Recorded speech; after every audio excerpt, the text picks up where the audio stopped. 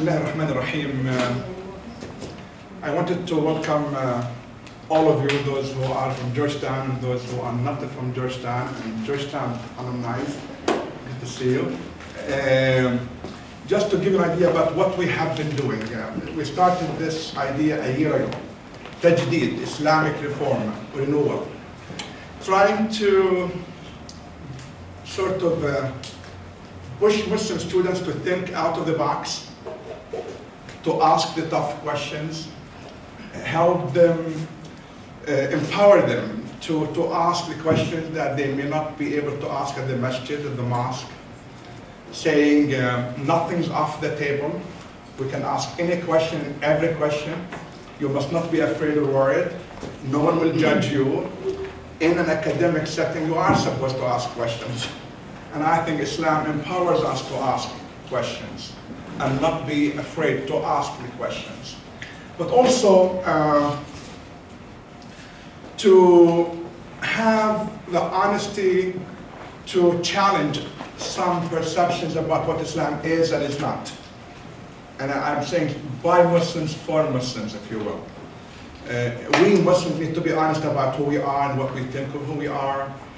And if you just watch the last 12 hours media coverage of the events in France, you would know we need to have these kinds of dialogues. We need to have these kinds of honest discussions about Islam. So this is why we started this. We hope for this year, our theme is empowering our ummah, empowering our women. I believe that the community cannot be empowered, the Muslim community worldwide cannot be empowered if it does not empower its women. And I believe that's what Islam really teaches. We brought in two American women converts to speak about their own experience with Islam and how they see the future of Islam and Muslims, and ask the tougher questions about Islam and Muslims. We invited a Muslim judge from the District Court of Baltimore to speak about her experience with Islam and with women and with the community as a judge, but as a Muslim judge. And we thought to have someone like Tahera Ahmad, a friend, has been for a few years. She became the first female Muslim chaplain in the US in a college. And I became the first male Muslim chaplain. So we have something in common here, being the first man and the first woman. We also studied at the same institution, though I did it 25 years ago. You finished in... 6 years ago? 6 years ago. I'm too old. Tahera, I believe, asked the right questions and the tough questions. She herself has been challenged by Muslims and non-Muslims. And she, I hope, will talk about that experience today. Tahera went to Benedictine University for her undergrad in biochemistry, not in religion, not in theology. So I don't know exactly what that means for her. I'm sure a lot. She, as I said, went to Hartford Seminary for her master's degree in Christian-Muslim relations and Islamic chaplaincy. She finished a certificate in spirituality and women leadership. She went to Egypt to study for how long? 2 years. About 3 years, Arabic and Quranic recitation. One of the reasons why I decided to invite her is because of what happened to her by Muslims, from Muslims. 2 years ago, she was invited, a year ago. Now almost 3 years. 3 years. She was invited to inaugurate the ISNA conference in Washington, D.C. with a recitation of the Quran. Something that only men did for hundreds of years. And for ISNA, for 50 years, only men were asked to recite the Quran at the beginning of their conference. It was a good, amazing decision for them to go out of the box, challenge their own perceptions, their own understandings, and invite Tahera to do that recitation. People perceived it well, reacted well at the time when they heard her beautiful voice. But people went home and said, wait a minute, no way, she's a woman, she should stay at home, and all kinds of questions came out. And it became kind of a wonderful dialogue about what that means. I remember chatting with Tahera at 2 o'clock in the morning and 1 o'clock in the morning, trying to say, you are doing well, keep going, don't allow people to undermine your voice. You know, I feel, yes, I am an Imam, but I'm a feminist Imam with honor, and I want to meet God, my Creator, on the Day of Judgment, saying, I stood up and died defending women's rights. And I really mean that in every way, shape, and form. So Tahera Ahmad will start her presentation with a recitation from the Holy Quran, then go into her presentation. Without further ado, Tahera Ahmad. So I didn't know that I was reciting Quran, but I guess I am. Any preferences? Anyone have any, actually, I'll recite one of my favorite surahs. Very short, but absolutely beautiful. And I'm going to translate it first because out of respect for, not just Emma and Zach, but anyone else who may not speak, Arabic. So this is a chapter in the Quran which talks a little bit about the burdens that we have in life, the anxieties that we face on a daily basis. And God is saying in these verses to the Prophet Muhammad that, have we not lifted the burden, like this immense burden that you feel on your chest? And have we not raised you not just intellectually, but your status with people? And have we not made things easy for you after difficulty? And then God basically promises that if you are facing difficulty, that it will only come with ease. And then it says that, barely continue to be mindful and continue to be in a state of meditation and reflection. So that's what the chapter means for those of us who are not familiar with this surah. أعوذ بالله من الشيطان الرجيم.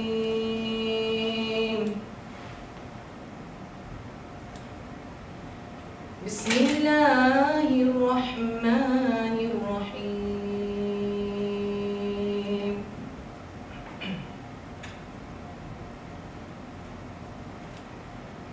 ألم نشرح لك صدرك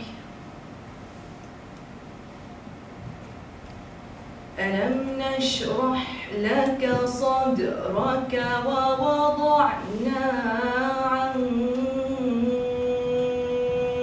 وزرك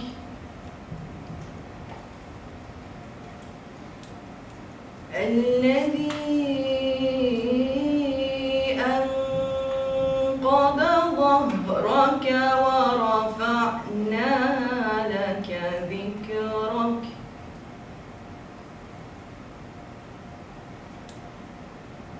الذي أنقض ظهرك ورفعنا لك ذكرك فإن مع العسر يسرا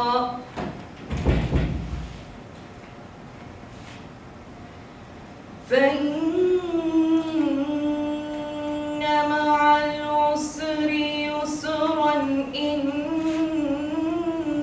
مع العسر يسرا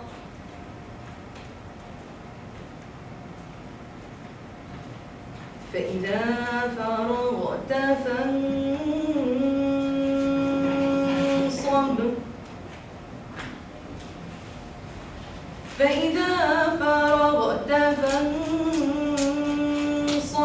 وإلى ربك فارغب صدق الله العظيم. Okay, sorry, that's one of my favorite surahs. It takes me to a different place. Okay, so what I'm going to do today actually is what I was asked to do is I'll talk a little bit about my own narrative in this journey, because I do think that because I consider myself a scholar practitioner, and what I mean mean by that is something that will unfold throughout my talk today. But I feel that chaplaincy is a little bit more, people think, are you an imama, are you a sheikha? How do you define chaplaincy and what does that mean to you? And I think to me it means that because in the Muslim tradition there is no concept of, there's a concept of clergy, but there is no ordination process. So pretty much people who are studying in seminaries or Muslim seminaries or within a traditional Muslim setting of traditional knowledge will come to be recognized as the resident scholar or the resident imam, and it's a very organic process. So I thought I should let you know that, because to me chaplaincy is something that evolves around being someone who's present in the lives of people with, so Yahya says the ministry of presence, but it comes from the Latin term of to cloak someone, right? To be able to be there for someone, to really give a shroud to someone. So I think in the Muslim tradition we have the concept of being someone who's a murabbi, someone who's a caretaker of a community. In my case, I found myself, because I went to a traditional Muslim seminary while I was at Benedictine, and I have, what is considered like a traditional Alamiya degree. Being part of a traditional background and then also, engaging with the secular world and having kind of both, I think has allowed me to bridge a little bit of that. And in my role, I've always tried to find, okay, where is the authenticity of like who I am as a Muslim female practicing my Islam, and yet still be able to, ask the kind of questions that we're going to be asking today. So in my own journey, this is where we'll start. My parents are ethnically, I say Indian. My father and mother are from Hyderabad, and anyone who knows, I don't want to get into the details of what, anyone who knows about Hyderabad knows that many people who live in the city of Hyderabad are very diverse. So my mom's grandfather was a Turk who came at the last period of the Ottoman Empire with the last Nizam, the rule of the last Nizam, who married the daughters of Sultan Abdulhamid II, who were Turks. And so my mom's grandfather actually was a Turk who came with that brigade and stayed in Hyderabad. And from my father's side, his mother was, her grandfather was from Basra. And I know all of this, by the way, the family tree, the Shajara, because my cousin did her dissertation on one of my great ancestors. So that's how I came to know, like, oh, I'm actually this and this and this, and part Persian from my mother's side. So I'm a little bit of a mixture. So when you see me, yes, I look a little bit kind of, a little Arab maybe, and a little Persian and a little Turk. It's always great because you can claim to be everything when you go to these countries, and everybody loves you. My parents, when they came here, so my father's a physician. We lived in Saudi for 3 years, and he was hired by the Saudi government to oversee a small little desert hospital. And so I had a lot of exposure in different parts of the world before I came here to live permanently here, and I was 6 years old. My parents were really worried that we would lose, like the authentic values of our faith tradition. So they sent me to a private Muslim school. How many of you have been to a private Muslim parochial school or JDS, like a Jewish day school or Catholic school? Okay, don't be scared. Yeah, I know you're different, but you're not that different. I'm asking this question because, as you know, one could argue that to a certain extent I was indoctrinated to the faith tradition. And what I mean by that is I would wear the hijab, but it was honestly because everybody else wore the hijab. I was praying 5 times a day because everybody else was praying 5 times a day. I was fasting in Ramadan for 30 days, pretty much because everybody else was fasting in Ramadan. I don't think I really questioned my Muslim identity and my relationship with God until grade 8 or so, when it came time to graduate from junior high. And I remember begging my parents to send me to a public school, and my argument was, I want to get to know like Sarah and Khadija and Ahmad and Ali. I want to get to know like Stacy and Kim and Jacob and Jason. Well, maybe not Jacob and Jason. Dad would never allow that, right? No joke. So eventually they let me go to a public high school, and at this public high school, it was considered one of the most diverse schools in the state of Illinois at the time. Now it's West High School. And I remember going into the cafeteria, and it was literally out of like a movie scene with like the little social like cliques everywhere with the jocks and the cheerleaders and the so-called goths, and pardon the, I don't want to, but for the sake of the movie scene. And I remember thinking, okay, how do I fit into this kind of social milieu? Like, I don't know where I fit in, and I was the only other female with a hijab on my head. And at that moment in time, I don't think I really understood why I wore it. Again, I felt like I was in some ways indoctrinated to this tradition. So I started playing team sports. I played varsity basketball from freshman year, which means, yes, I'm pretty good, I like to say. The brothers at Northwestern have done a stat on me that I'm 83% better, and I was like, 83, I think I'm a little better than that. So I played varsity basketball, I ran track, and I played volleyball. And for the most part, I think team sports helped me become or feel more confident and be part of that organic, social high school culture. And I remember a lot of the young men knew that like they couldn't, they would interact with me in a very like specific way. Like they wouldn't shake hands with me, they'd give me air high fives, they'd be like, Ninja Girl, that was awesome. I don't know why they call me Ninja Girl. Maybe because I wear the hijab. And things were okay, And I have a lot to say there in terms of my own narrative, but for the sake of time, I'll share with you 2 or 3, pivotal moments in my life that helped shape, I think, the next, few years or the trajectory that I took for the coming years. So September 11th, so things were pretty cool, and then September 11th occurred in my senior year of high school. Okay, so I'm totally dating myself. And just like today, like when I was sitting waiting for Yahya to pick me up and I'm watching the screen in my hotel and like the terror attacks, it just, something happens within me that like just brings me back to that whole time in my life. Some of you were probably in 2nd or 3rd grade, right? So I'm sure you remember, but it's obviously it was a little bit different for people like me who are a little bit older and have to like explain ourselves, so to speak. So the same referee who had seen me play in what we call the Central Suburban League for the high school for the last 3 years, stops the game at 1:34 left into the clock and says, number 33, you're in violation of the IHSA Illinois Rules for Uniform Code and Conduct, meaning the hijab and the sweats that I was wearing, the covering, it was in violation of the rules of the game. And I remember just dropping the ball, going to the sideline, my coach comes out, he was a hothead, mashallah. He basically, Coach Gus, was just arguing with this ref. He was like, and they used to have beer after the game, so they knew each other.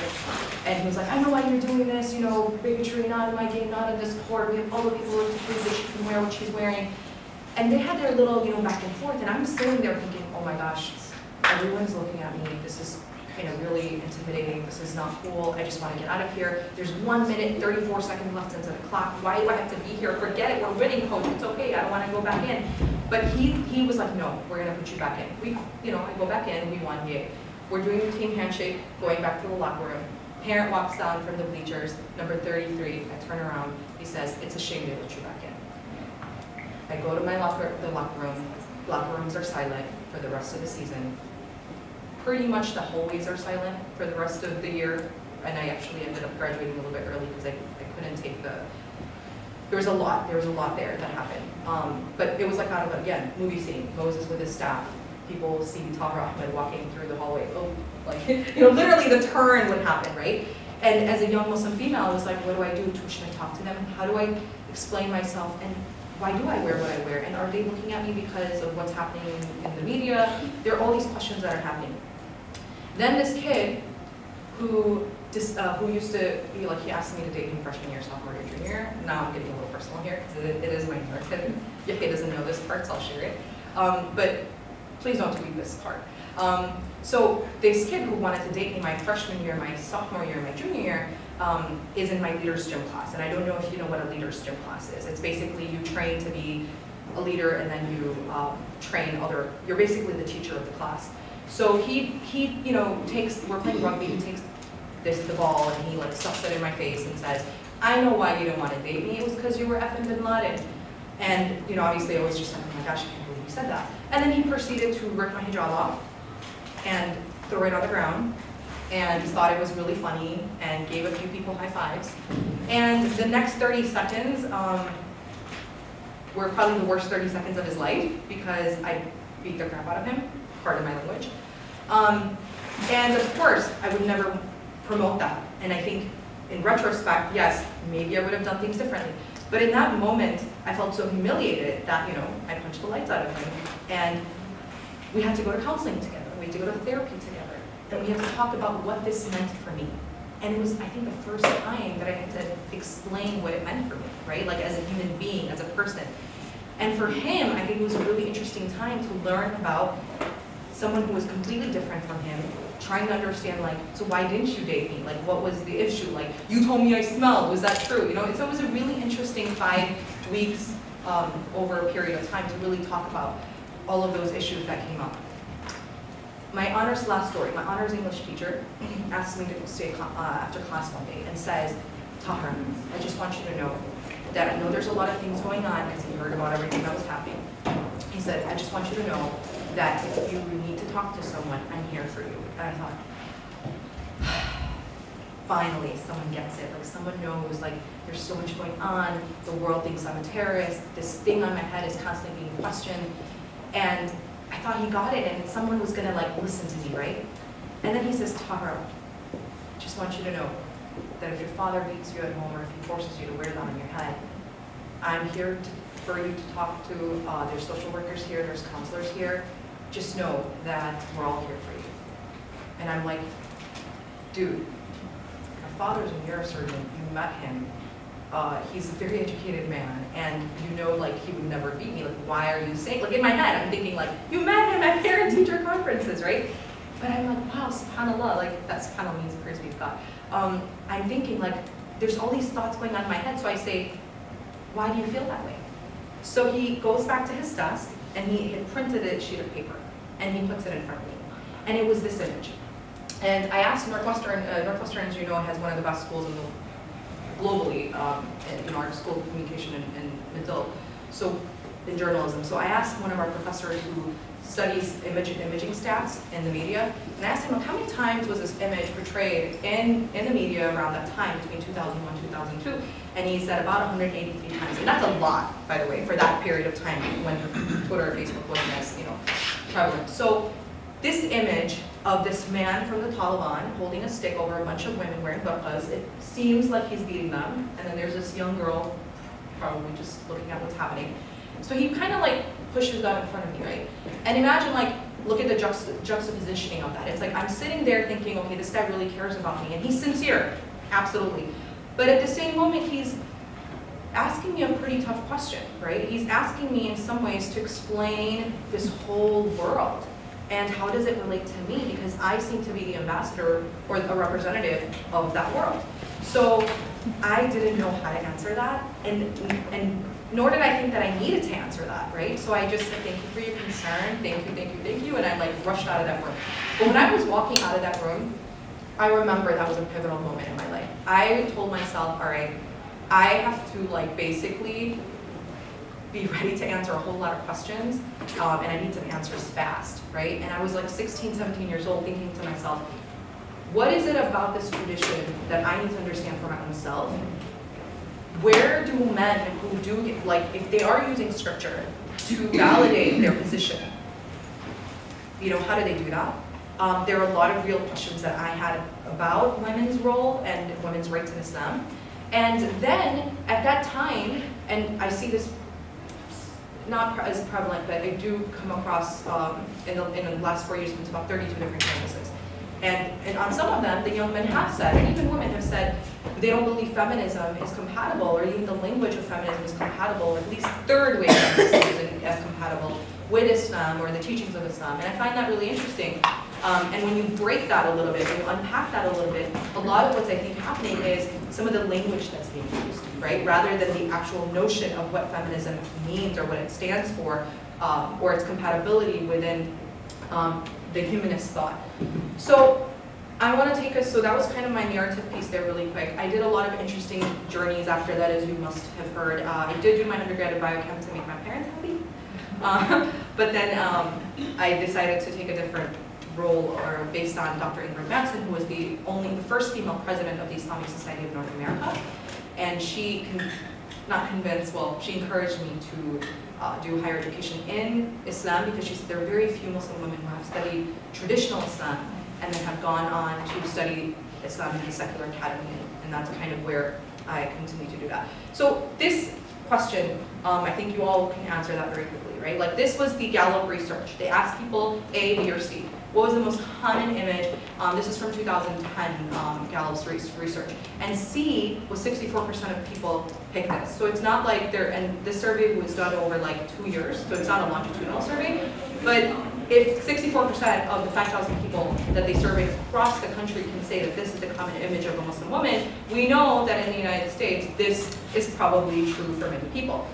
What are some of those common misconceptions of Muslim women? I'm going to start picking on people. Sana.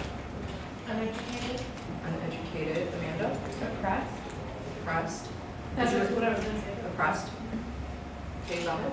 Submissive. Submissive. Emma, I'm going to have to pick on you. Me? Yeah. Silent. Silent. Okay. You walked in a little bit later, so I don't know your name actually. Or you were here, but you walked out. Nina. What's your name? Nina. No, the brother with the nice long beard. Salim. Salim. Yeah. What do you think are some common misconceptions? As the guy say, the same. Same? Yeah. Nadia? Did you repeat it? Inferior?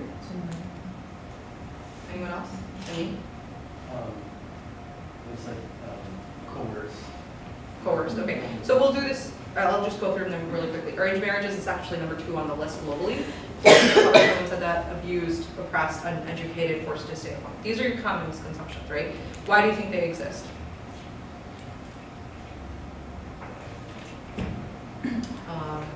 Okay, I mean, and then we'll go. I just like this all from news to TV shows, just the way that Muslim women is. Okay, so because I guess for the I can tell Yahya is probably like time-wise we're already kind of running late, so I'll just go through them really quickly. I'm sorry. So lack of knowledge is one of them, right? People are not aware of the status quo, so to speak.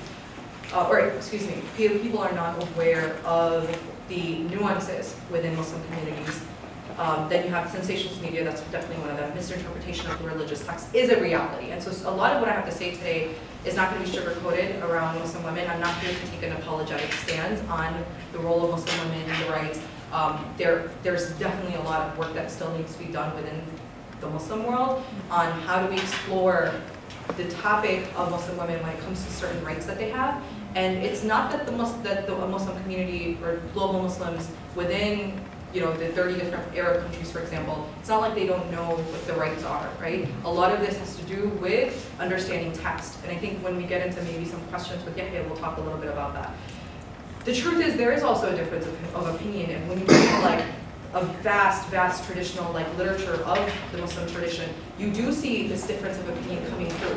For example, right, a lot of people don't know that Ibn Taymiyyah rahimahullah actually thought Muslim women could lead prayer, but he had a different opinion on where she should stand when she did it, right? Now people when they hear this, they're like, oh my gosh, is that really true? Yeah, we do know that one of the greatest scholars of Muslim time and history actually said, yeah, Muslim women can lead co-ed gender prayers, but they need to do it in a different position so that a man is not seeing her behind when she's going down. That was their issue, right?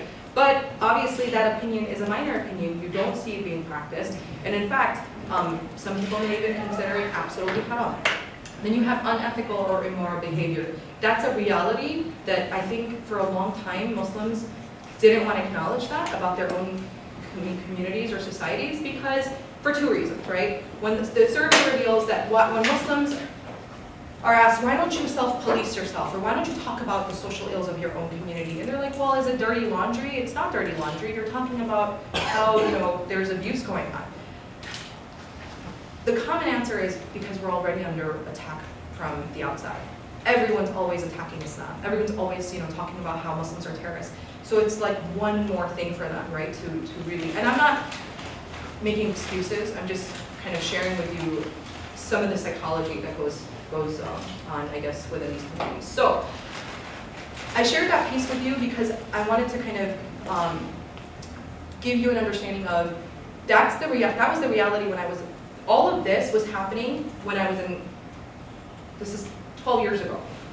In the last 10 years, do you think some of this has changed? Gallup and Pew actually say that it's actually gotten worse, meaning these notions or these misconceptions or stereotypes of Muslim women, you would think actually have improved. But the truth is, 48% of Americans still think that there's sleeper cell activity going on next door, right?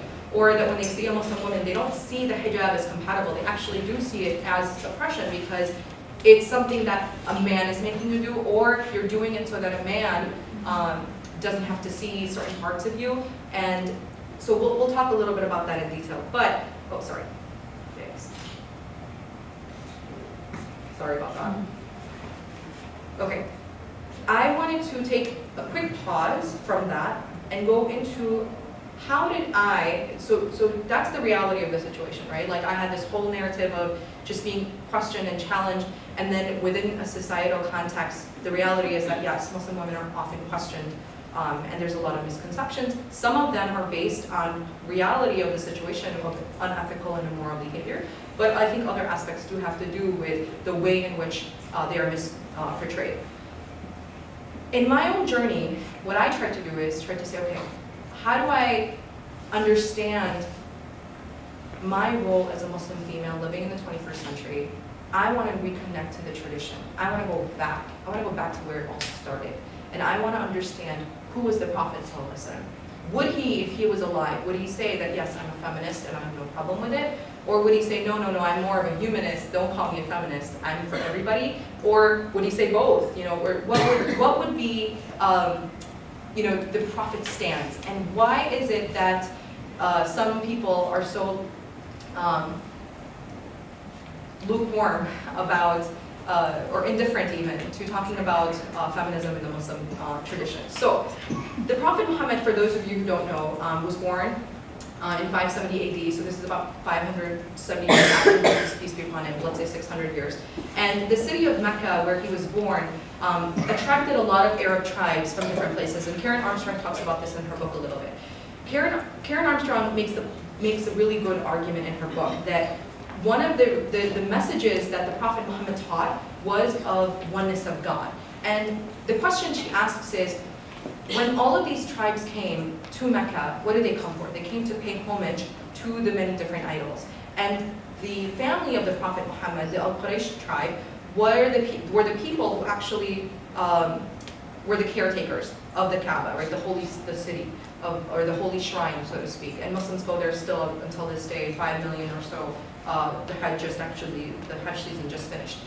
I'm making this point because Karen Armstrong's argument is that the Prophet Muhammad would retreat to the cave of Hira, sometimes 40 days, some ulama say for 3 months, but in this case, before the Quran was first revealed, for about 40 days.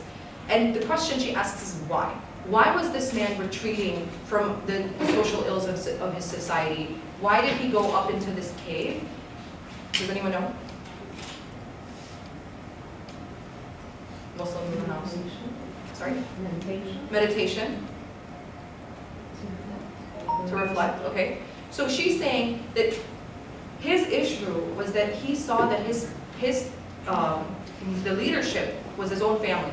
And they were supposed to protect the weak, the poor, the women, you know, but what he saw is the complete opposite. And all of these tribes that came and paid homage to the different idols, even though the Arab pagans, do you know if the Arab pagans believed in one God or many gods?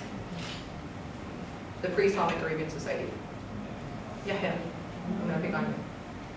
No, I won't pick on you, okay. Anyone? Yes? They had 3 main gods. Okay, did they believe in one God? They believe one creator maybe, but there are many still polytheistic. Okay, so the Arab pagan, pre-Islamic Arab pagans did believe in one God, okay? But they had many different idols or avatars, so to speak, that, you know, but the issue she's saying is that the exploitation, the economic structure was such that you would come and pay, like let's say you wanted a daughter or a son over a daughter, you never wanted a daughter.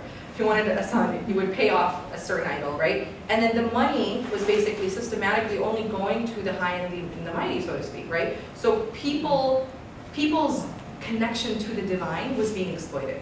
And the Prophet didn't like that. He understood that right away. He understood that all of these idols, these middlemen, so to speak, or avatars, were actually being misused, right? So the message of the Quran in the first, so the Quran's revealed over 23 years. The first 13 is in Mecca. You see over and over and over again, the message is believe in one God, believe in one God, believe in one God.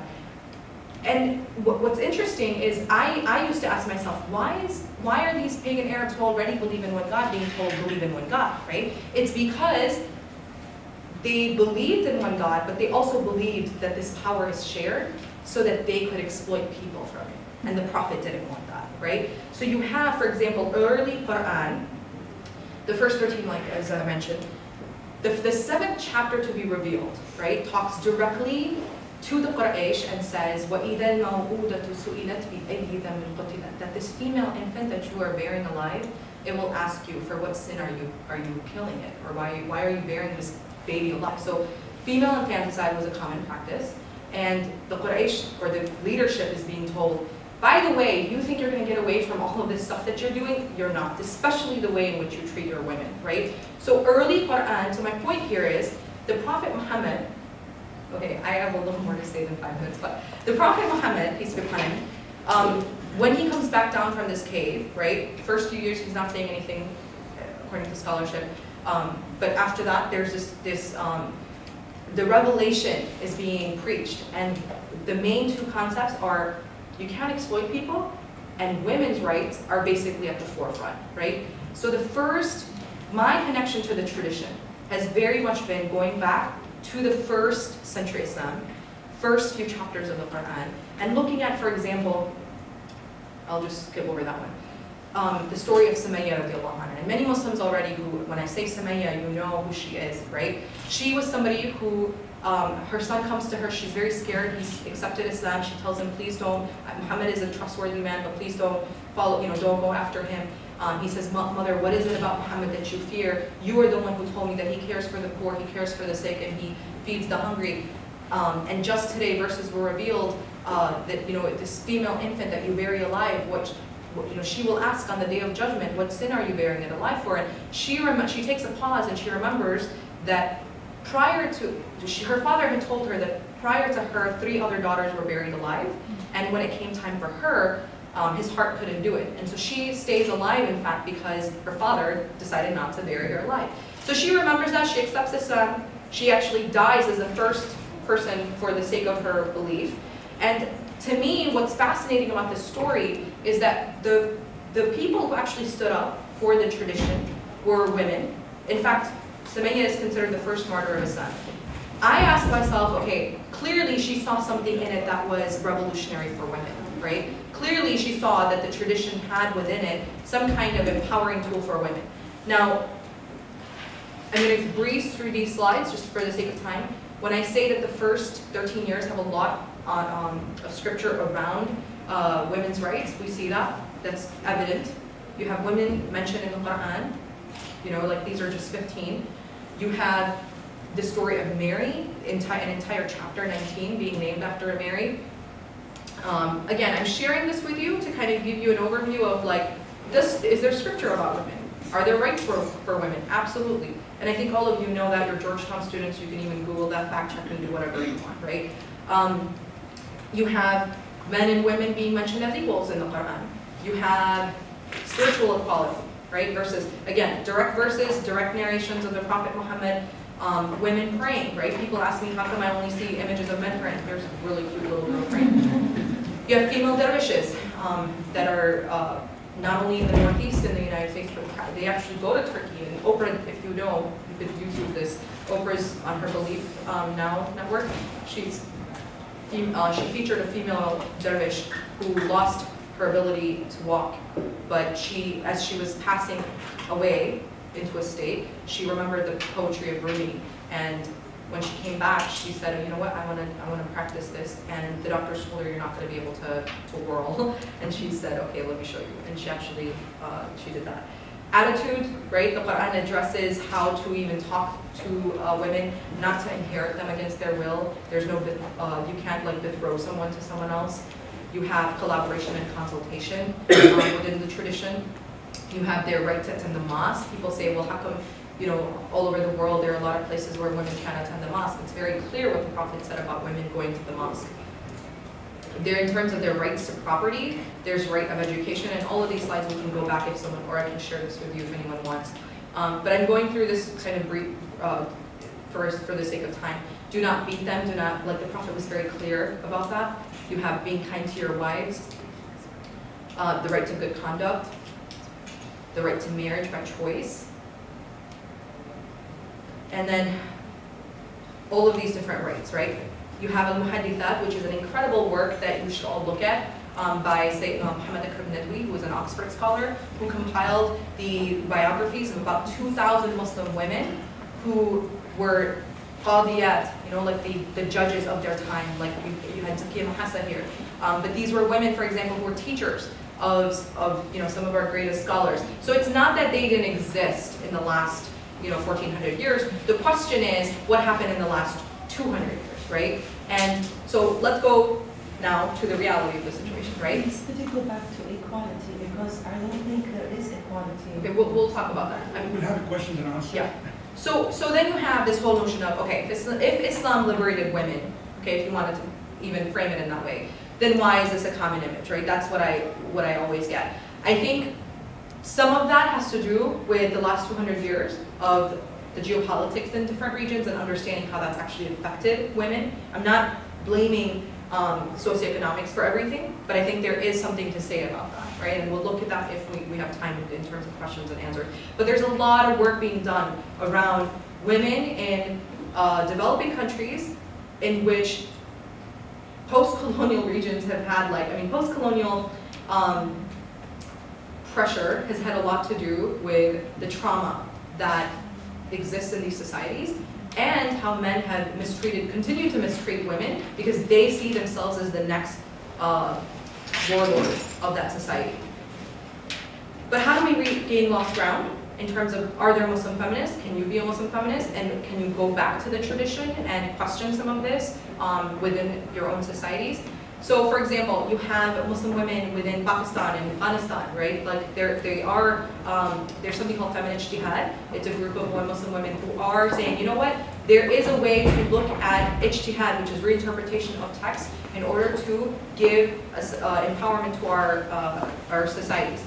There's a lot of movement building happening within the Muslim feminist movement. You have the Muslim Women's Alliance, Your Dil, Feminist Jihad, Gender Jihad, the Muslim Mosque in America. I think that all of these different efforts are trying to do one thing. So this is again my understanding of what's happening within the global feminist movement. Global Muslim feminist theory seeks to reconnect with tradition and offer women an alternative paradigm towards participating in civic society while remaining authentic to the practice of their tradition, or Islam. So when you see this image, for example, a lot of people would think that the woman on the right, what do you think when you think of her? Yeah? Pious. The woman on the left? And the woman in the middle? Free, right? Yeah, that's totally true. And I think a lot of it is how we look at things, right? So you have this woman saying, everything covered but her eyes, what a cruel male-dominated culture, and you have the other woman on the other side thinking, nothing covered but her eyes, what a cruel male-dominated culture, right? How many of you have seen this image before? Okay, many of you are. So, Yahya, have you seen this one? No. Okay. The Femin was this group that believes that Muslim women who cover are actually basically, not only are they caving in to the male-dominated patriarchal society, but that they should not only take it off, but you have, for example, are you familiar with Femin? Okay, so for example, some of the protests that they've done is completely topless, and they'll have even verses of the Quran written on their back and things like that. Sorry, for those of you who are like, what the heck was that? But, sorry, thanks. Oh, YOLO. Okay, so I think a lot of it has to do with the lens that we're using, right? If we are looking at it as difference versus deficiency, right? So if this is a difference of opinion in how one wants to portray themselves in terms of the options that they have versus are these people deficient? So a lot of Muslim women across the world have campaigned against Femin to say Femin stole our voice, right? That's not who we are, that's not how we want to be portrayed. And then you have people like Ahmad at Harvard who's saying, wait a minute, for some women, actually the hijab is a statement of their political rights. And in some ways it is a resistance to the cultural hegemony that exists, the Western cultural hegemony that exists. You have, for example, I'll just go quickly, I thought that was really cute. You have someone like Dr. Karen Armstrong who's saying that, well, you know, for some Muslim women, it's a rejection of Western culture hegemony, and we have to acknowledge that. That it's, why is it that only like a certain way in which a woman should be portrayed is being recognized, or why is it that the West wants to superimpose their notion of what a woman should look like? You have Tony Blair's sister-in-law, who when she accepted Islam said, well, in the West she thinks that, you know, it's dressed for superficial reasons. I don't necessarily agree with this statement completely. I don't think I'm part of the West. I don't think all Westerners think that way. The only funny thing about this picture is, look, she's happy and she's sad. Like hijab makes her all of a sudden really solemn, right? No, I'm just kidding. I'm sure she's happy with her hijab. But you have a lot of different kinds of Muslim women wearing the hijab and you know, to portray it in their own way. You have I Cover, my friend, who did a photo essay or journal on Muslim women. She's up there with President Obama. You have a lot of different amazing women doing amazing work with their hijab, right? This is the Women's Mosque in America. You have Muslim women who cover completely with niqab, with hijab, everything, and what they do is go out and actually help in war-torn regions, and they believe that their hijab actually allows them to do that because of the sensitivities, of the cultural sensitivities of their places. You have top physicians, attorneys, lawyers, interfaith leaders, fitness experts, karate experts, Ibtihaj Muhammad. Then you have an interesting whole like kind of hipster hijabi, right? Has somewhere in America, yeah, y'all seen that? And it raised a lot of controversy, even within the Muslim community, and actually that's what I want to end on today, is what's now happening is you have this, it's not that, research is suggesting now, I have a friend who's doing research on this, she's an anthropologist at Michigan, she's saying that it's not that young Muslim women are not, who identify as hijabis, or women who are practicing Islam in that, in their understanding of Islam with the hijab. There's internal conflicts that are happening about what is modesty. And for example, are these women not being modest? So this is Omay Zain, who I don't know if some of you follow her Instagram, she's really well known. You know, taking some of these snapshots of how Muslim women are just normal people. And then you have her also doing questions and answers on her Instagram about hijab, educating people about that, what it means for her to be a fashionista and still be a hijabi, and what does modesty actually mean to her. Here's her kind of, you know, connecting to her scripture or her tradition. You have Yaz the Spaz, who has 150,000 followers or something, right? Encouraging Muslim women to be just normal people and work out and have fun, and then they'll take pictures with their hubbies to show like we're normal people, you know? Then you have someone like me, okay, which I posted this, and if you notice, I think within, 24 hours it had like 1,000 likes, right?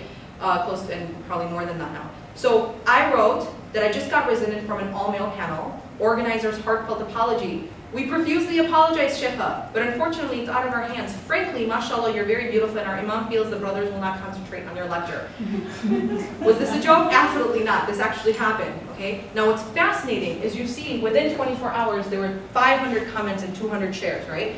Now, I think that's actually indicative of the conversations that people are having within our community about, wait a minute, is this okay, is this not okay? And then you'll be surprised at some of the comments, okay? This is to show you there's conversation about women and modesty and things like that. And so she says, sister, the whole point of hijab is to protect our haya and beauty. Hijab is not just a piece of cloth on our head, and when we adorn ourselves with makeup, then we are not meeting the conditions of a hijab. In your pictures, you have much makeup on, mashallah, you are naturally beautiful.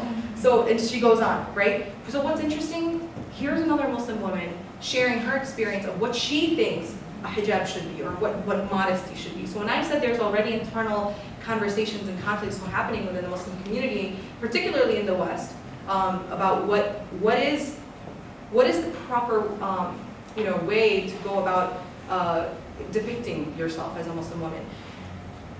Look at number 2. You're absolutely right about the hijab. It's a modest way of life, meaning of modesty. No, go right here. Right here. Is she confident? Yes. Is she modest? No. Why? Because if I'm wearing lipstick as a Muslim woman, it's contradicting to hijab, right? So it's really fascinating. These are not people who are like, I know this person, she was born and raised here. Then you have someone like this guy, you know, very interesting comment, right?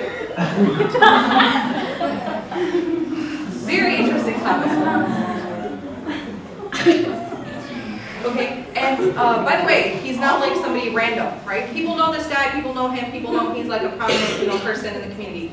But what's fascinating to me is that this is the reality. These are the kinds of conversations that are happening right now, right? But then you have some people who are like, you know what, this kind of thing needs to stop, I'm fed up, right? And then there's conversations around like, as a Muslim feminist, how do you fall in love, or are you supposed to, you'll find, yeah, okay. But I think I'm gonna stop there because Yahya is probably like this, we are going off on time and I know we started late, but I hope we didn't talk about hijab and all of that yet, right? I left you at the point of my narrative in my own journey, going back to the tradition, looking at, okay, what does the tradition say? Is there room for reinterpretation of some of this text? How is that going to look in terms of there is a concept within the tradition of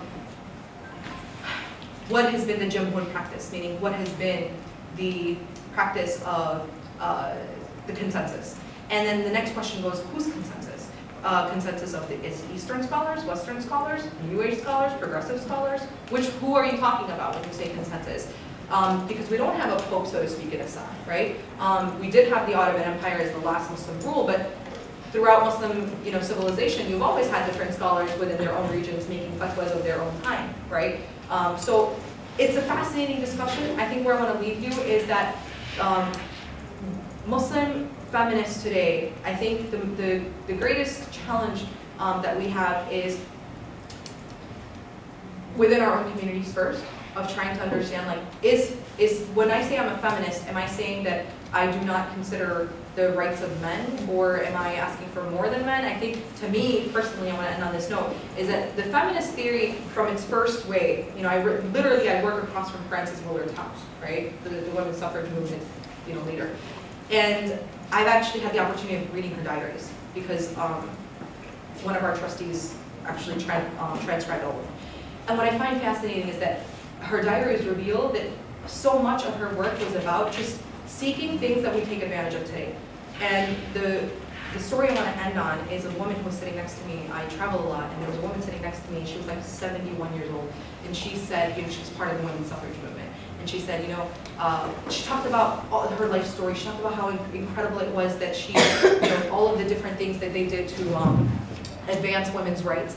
And then she said to me, it's a shame that you still feel like you have to wear that after all the work that the women and I did of our time. And so I paused, because she's a lady, she's been talking to me for 2 hours. We have another 2 hours left on this flight. Can't say anything rude, I'm just kidding.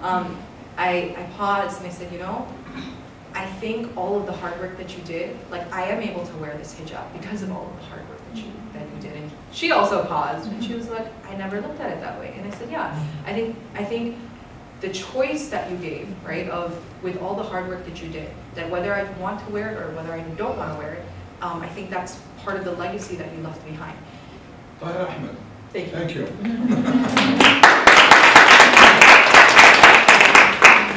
My friends, what we have done in the last few sessions is usually we have the presentation and a dialogue between the speaker and myself. What did you call it last night, this session? I don't want to be in the hot seat with Yahya Hendi. In the hot seat with Yahya Hendi. Then we will have a dialogue between you and Tahera. Tahera, my friend, you did very well, thank you. In a way, you answered many of the questions I wanted to ask you. We hear that women cannot be judges. And when the Egyptian revolution happened, or the revolution in Egypt recently, the Islamists were pushing for something within the laws or the constitution to ensure that women will never become the president or be able to run for a president. When I was in Pakistan a few years ago and I said women can be presidents and there's nothing in Islam that prevents them from doing so, there were a group of panelists who call themselves muftis, said absolutely haram, a woman who does that is actually kafir. So here these statements, no ability to be imams, no ability to be judges, no ability to be heads of states. Then you tell me there's equality. How do we navigate, or what do you do with these things? I mean, I think a lot of this has to do with the civic society in which we live and the social structures of that society. So for example, you look at Pakistan and Benazir Bhutto, who was the first female president of Pakistan. You could argue that Pakistan was in its developmental stages and you know, it was all based on who had political power in order to place her in that position. To me, the question goes back to, if we claim that this is a religious issue, then we have to go back to scripture and say, okay, what does scripture say about this, right? And if scripture has some clear like concerns around women in leadership, then we cannot say, okay, well, what does this actually mean? What are the different opinions on this? How has this text been interpreted? But because there is no qat'i, like qat'i means like definitive text that counters women in leadership, and just showed you Muhammad Akram Nadwi's work. He has 2,000 Muslim women over the last 1,400 years who were basically, you know, the leading experts of their time, right? So I think a lot of this has to do with like what we're in, you know, what community and what society that you're living in, and unfortunately the powers at play of who, you know, like if you're saying with the post-Egyptian revolution, you have muftis saying that. I don't see how these muftis can actually prove through a qat'i text that women cannot be in leadership. Like, I think that's the real issue. The issue isn't, do you know what I'm saying? Like, the issue is how does power and privilege play out in any society, not just Muslim societies, right? If you wanted to have a broader conversation. Women's issues are not just prevalent in Islam, obviously, as you know. These are issues that are like prevalent throughout all sorts of different societies. Like female genital mutilation, people think it's a Muslim thing. So the reality is that the most practice of this is actually within indigenous African tribal groups that, you know, existed even prior to the coming of Islam in that region. Well, I want to stop you there because there are imams who actually say that Islam condones it. There are imams who say that. What do you do with that? I mean, when you have imams, this is the crisis. So on Fox News, fire them. Just kidding.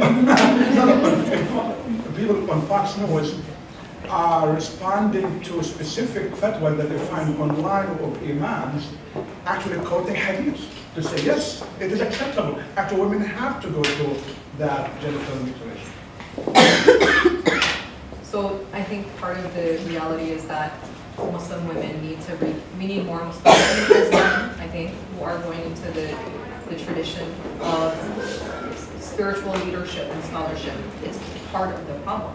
Because if you look at how does consensus form in any given community, right? Like if you have a bunch of attorneys who agree on something and then there's policy making of people within a democratic system. If you have a vacuum of scholars, right? I think in the Muslim tradition, our biggest problem right now is you don't have, you know, modern Muslim scholars within the tradition arguing for this kind of change or this kind of even contemplative thinking. You have some, yes, in some parts of the world, but I don't think they're given the kind of platform that's needed in order to actually make change within civic society. There's Yahya Hendi, but there's 10 anti-Yahya Hendis, right? So, or someone who's completely on the other end of you. And for a very long time, that platform has been raised. And who is to say that your scholarship isn't as valued as these other 10 people who come from a different part and have different experiences of how to practice the tradition of Islam? And then someone like me, for example, if I'm wearing lipstick, I'm being told you can't speak. But I could actually have more knowledge of the tradition than the other two panelists at that forum. So I think a lot of this has to do with how will the Muslim community understand what is scholarship? That's the big question I have, is what is Muslim scholarship? Who gets to be, who's authority? Where is authority? Who gets to say where authority comes from? The biggest concern I think for the Muslim world today is who has authority?